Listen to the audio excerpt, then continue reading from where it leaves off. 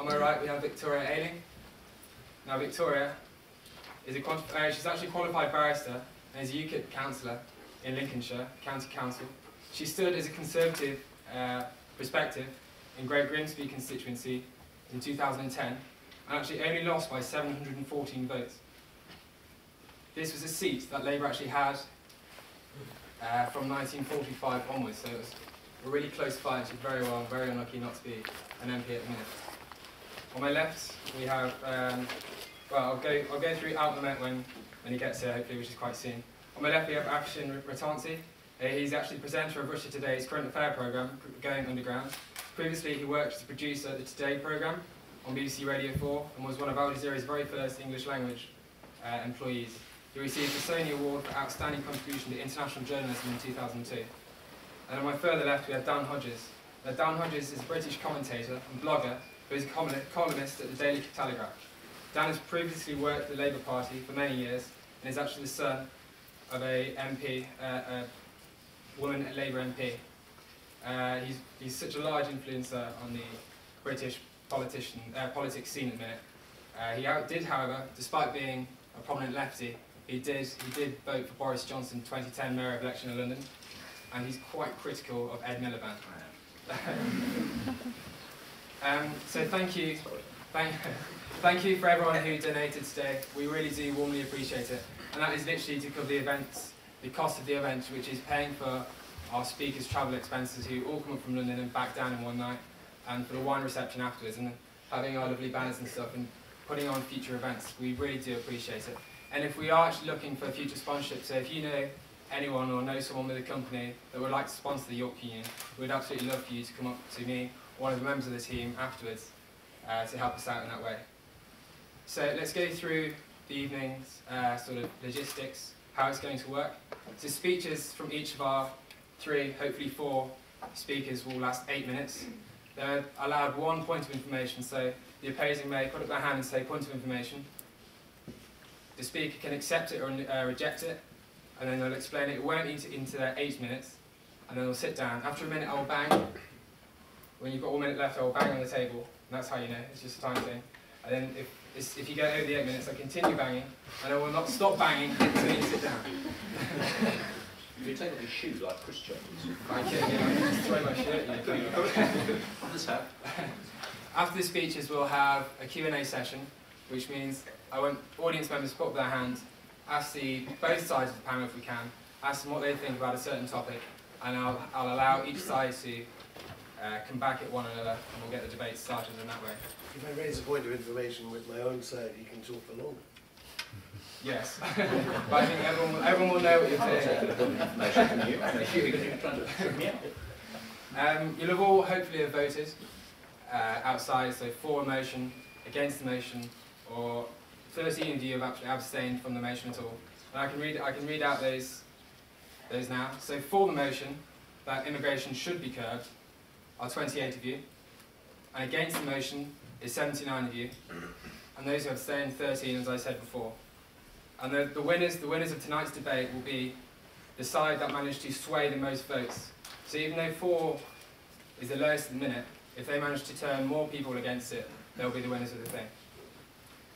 Okay, so that's enough of me talking. I'm bored of my own voice already, so sorry about that, sorry for draining on, but it's important to get that all the way. Now let's turn to Dan Hodges. Dan Hodges, please. Thank you.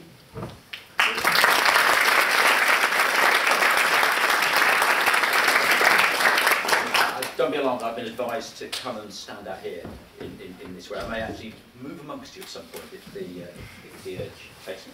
I'm obviously delighted to be here speaking in support. I'm not speaking in support of the motion, I'm speaking against. We're speaking against the motion. I'm speaking sorry, I'm so used to speaking in support of progressive causes these days.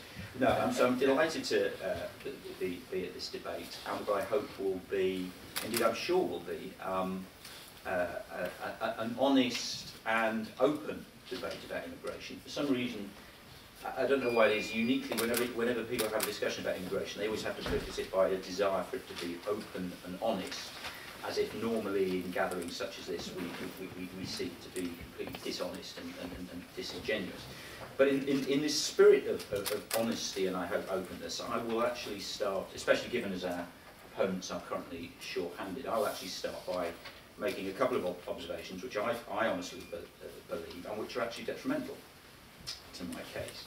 And the first of those is to say that those of us who come at this issue from a more progressive stance have screwed up, and we've screwed up very, very badly, because we have allowed what was a broad consensus in support of immigration to dissolve into what I think is virtually a moral panic about immigration. And that has happened on our watch, and we have to take responsibility for that. If you go back to, say, 1997, when the last Labour government was first elected, I think it's ICM's issue monitor found that 3% of those questioned cited immigration as the issue of greatest concern to them. Today, I looked before I came out, today that has risen to 34%, and if we were having this debate a month ago, it would have been 41%, and that demonstrates the extent to which we as progressives have lost control of the debate. There are a number of reasons for that, which we'll obviously explore this evening.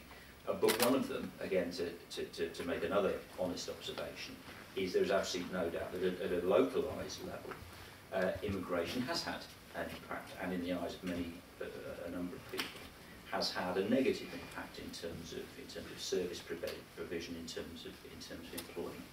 And that's something, again, I think those of us that seek to be progressive about this case have to acknowledge openly.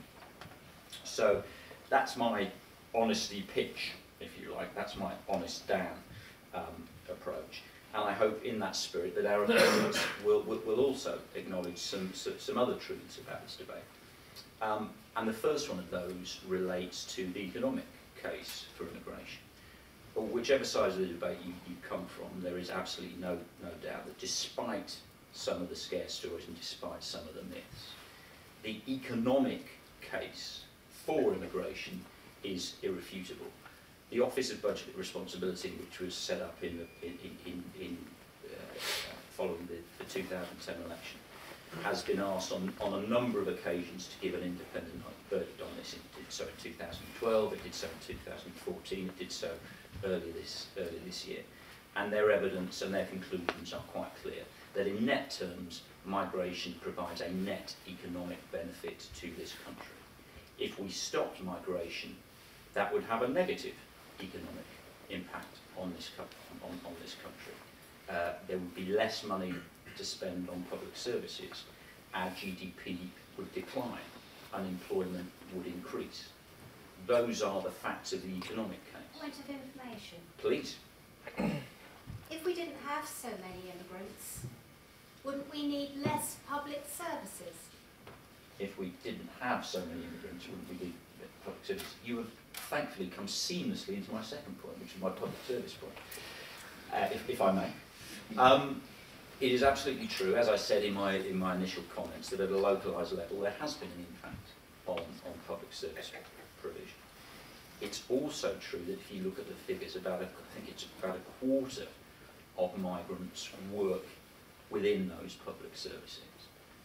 If we ceased immigration, if we magically removed those migrants from our public services would not face pressures, our public services would collapse overnight. There would be no public service provision. And that, again, is simply a fact. But let's move away from that for a second. Let's move away from the economic and indeed the public service case. Let's say, for example, let's take for the sake of argument that we didn't think that there was an economic benefit or a social or a public service benefit. Say we decided we did want to stop all immigration, as the motion suggests. Another honest response to that is, even if we wanted to, we couldn't. Okay. Every couple of years or so, around Heathrow, Hounslow, around the area of Heathrow Airport, someone will go out, they'll be walking their dog, they'll be going to work, and they will come across a body lying in the street, just somebody dead.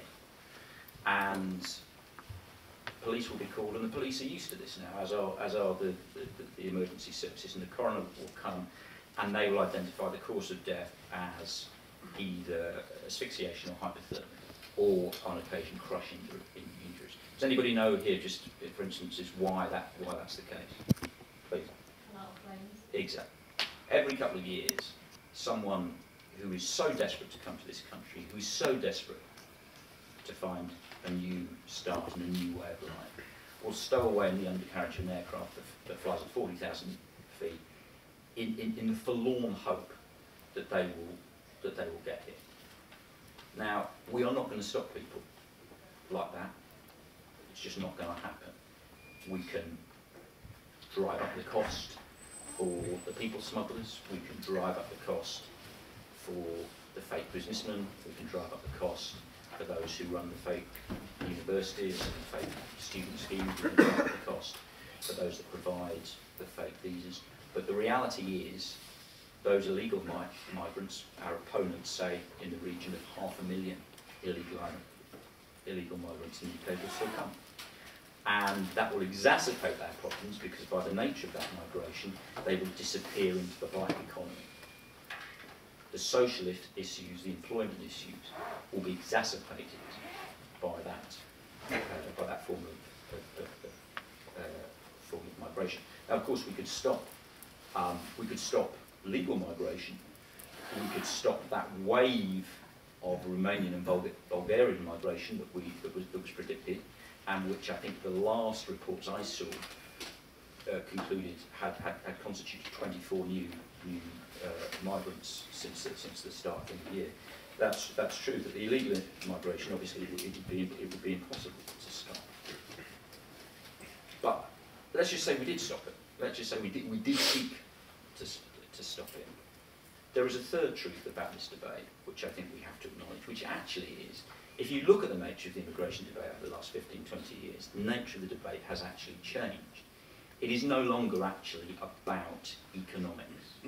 It's about culture now. And Nigel Farage, to his credit, has acknowledged that when he said, when asked, even if it was the case that there were economic benefits from migration, he would still want to stop migration. And that is because there have been, and again, one must acknowledge there are genuine concerns about the cultural impact of migration, about the cultural impact it has had on various communities. And I acknowledge that. That is true. But here's the honest answer.